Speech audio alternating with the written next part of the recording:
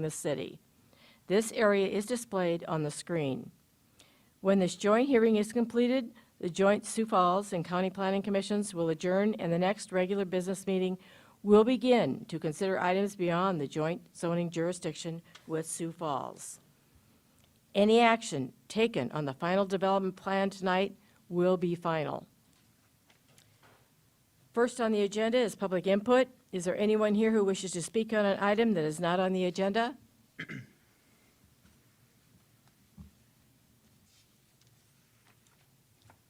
At this time, the Planning Commission will consider the minutes from the August 23rd, 2021 meeting. Does any Planning Commission member wish to have any item removed for discussion?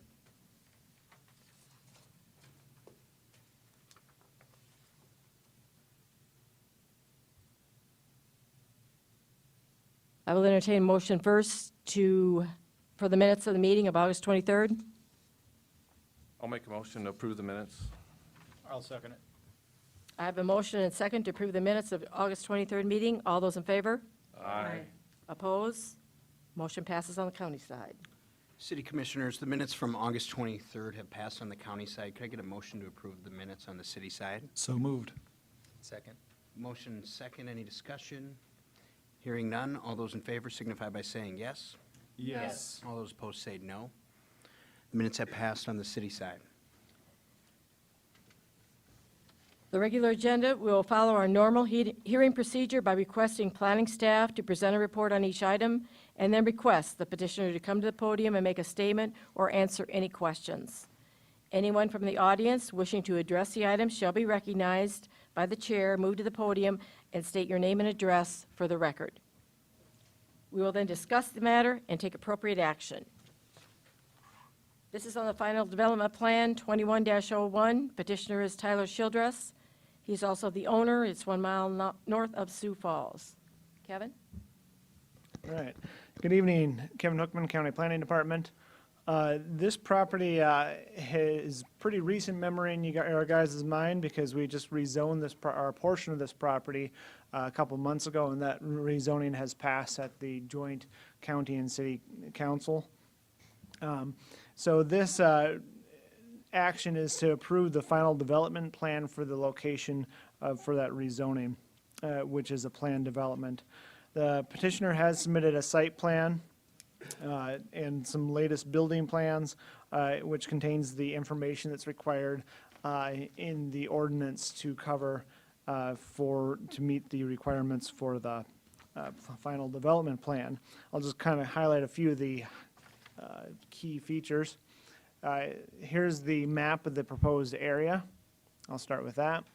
You'll see that there is the building in the center, and then there's parking on the north of it and parking just next to the building as well. It's kind of hard to read on this map, but then also on the north side you'll see the road that kind of curves, and the driveway comes off the road there at the beginning of the curve. Some of the building plans for the building. I'll highlight that the building, according to the ordinance and how we measure building height, will be 31 feet tall, which is kind of an interesting way the ordinance reads, that you do half the height of a peaked roof to make the building height. So it's 31-foot tall building, which meets the requirements for the zoning district. The building plans for it, let's see if I have building plans, no. The building plans list that there would be 2,521 feet of event space, with another 9,000 feet or a little more than that for other purposes, with an occupant load of 168 occupants. I'll go back to the site plan here.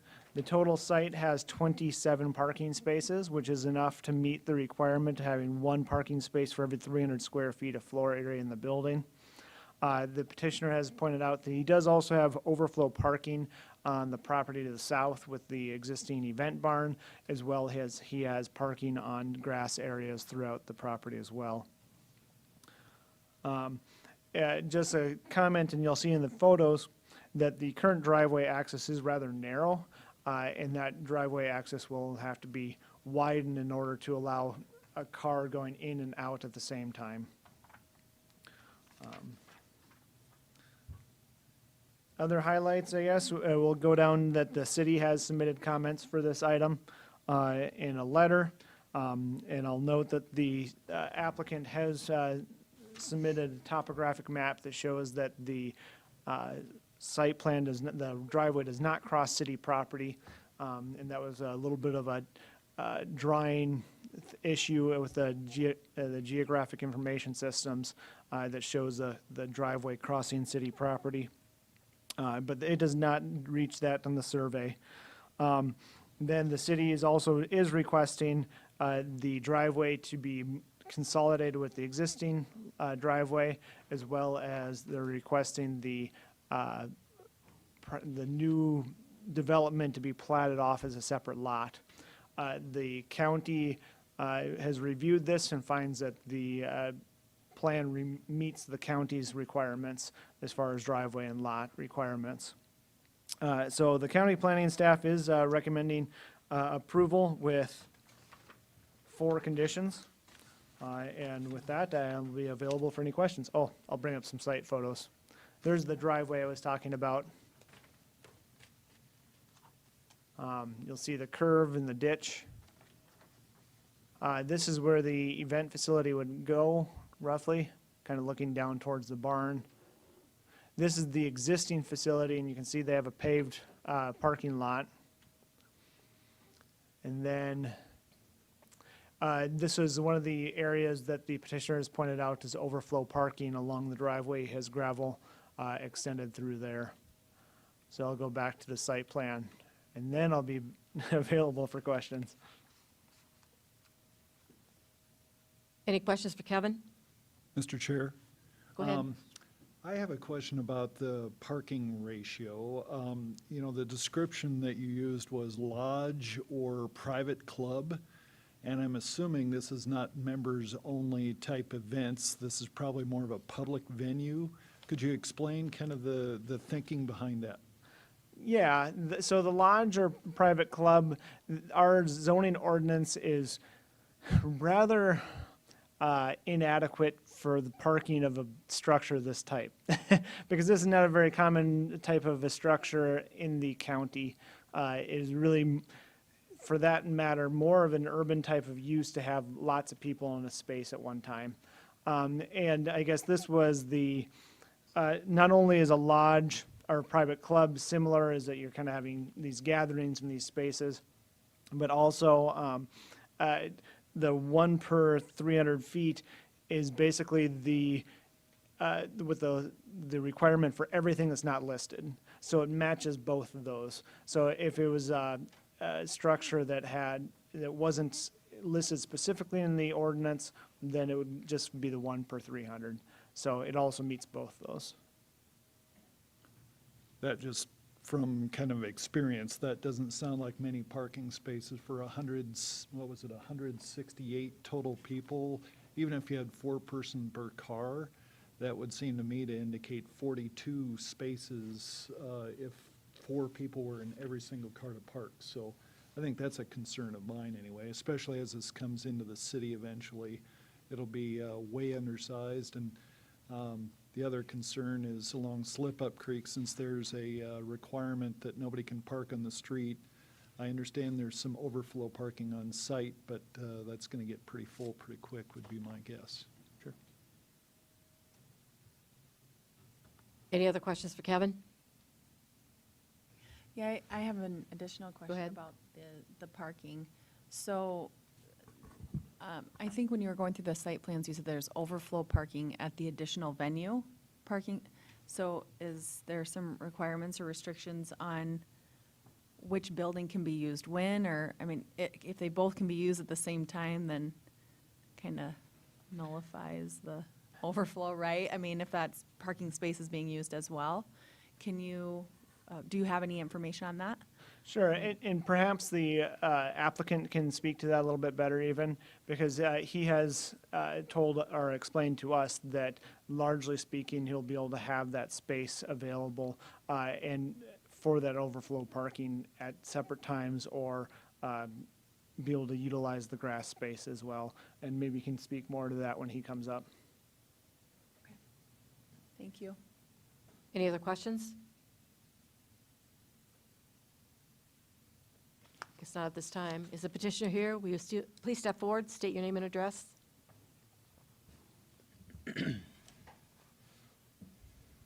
Hello, I'm Tyler Childress, 47677 Slippery Creek Road. So a couple things. The whole process, we have to have that ICC certified through a building or an architect, a person who can understand the code review. The reason we went with 27 spots or 28 spots, the topographic changes quite often. So down below, we have 120 paved spots, 95 crushed asphalt overflow lot, plus additional 30 acres that we own. So parking to us doesn't seem like it's going to be an issue. We understand that our requirements are to stay off Slip Up Creek Road. We have not had problems in our past 100 events that we've had at the other facility. So we understand how to mitigate that and make sure enough parking on this top hill as well. There's additional grass lot. That's additional 1.5 acres that'll be used, plus down below as well. So we don't see parking as an issue. We have already had 100 events. There are similar venues to this that are around the area that have two parking side by side, and our proposed parking is that or bigger. So we don't see that as an issue. We've already been approved for the township widening of that particular access point. Don Oshinger and Will from the township approved us of the driveway improvement.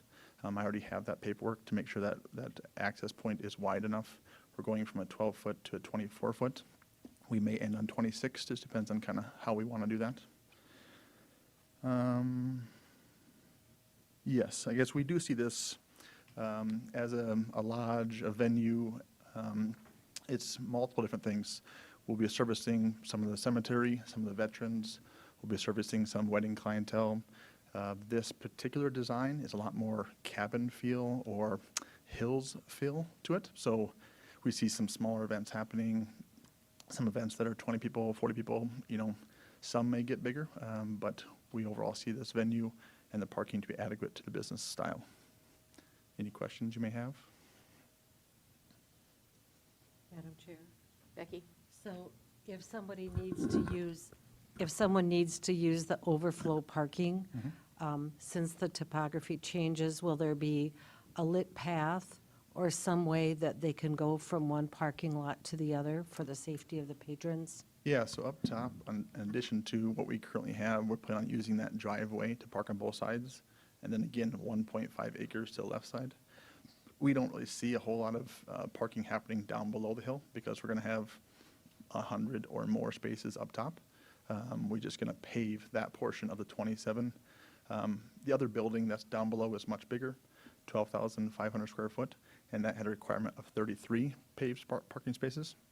So this one has 27, so it's similar use, similar style, just smaller, so that's why the parking requirements are there. So if we do see, we have a kind of a gate that separates the two areas. If we see that need, we think we'll have some lights. We definitely can do that. We want to kind of see how the parking flows. I don't think we'll need to have, we're going to have a lease agreement between this top lot and the bottom lot. Just, we're going to have them in separate LLC names and just more of a paperwork trail to make sure we have a common knowledge of parking. We're going to have signs that are on both locations to direct traffic both ways. Our current barn one has lights on the outside of it that are very nice at nighttime. Parking lots, most places of our size and our age and our style don't even have 27 paved. We have 120 plus more down below, so we really don't see there's a really huge need to have signs. But if that's something we need to do as we grow and as we see a need, we're always going to watch out for our clients, if that makes sense. Any other questions for him?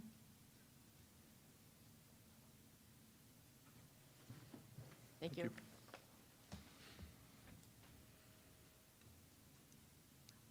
Commissioners? Madam Chair, if I may. Mike? When I look at this, I understand the concern of parking, but I also kind of look at our purpose of this panel is to kind of enforce the codes that are in place right now. If they're adhering to the code, I don't know how we can arbitrarily say, well, we think 20 more, or 50 more, or 100 more is gonna do it, so here's that stipulation. So looking at the code, I think all we can do is uphold the ordinance that's in place, and they're meeting it. So I guess with that, I'd make a motion to approve. I'll second that. I have a motion and a second to approve the final development plan 21-01. All those in favor? Aye. Oppose? Motion passes on the county side. Madam, excuse me, Madam Chair, I'd just like to make a point of order. I don't believe we've had public input yet on this item. I'm sorry. So I don't know what that means for the purposes of your vote. If you'd like to do that first, and then perhaps we can revisit it. Is there or- anyone here in the audience that would care to speak to this item?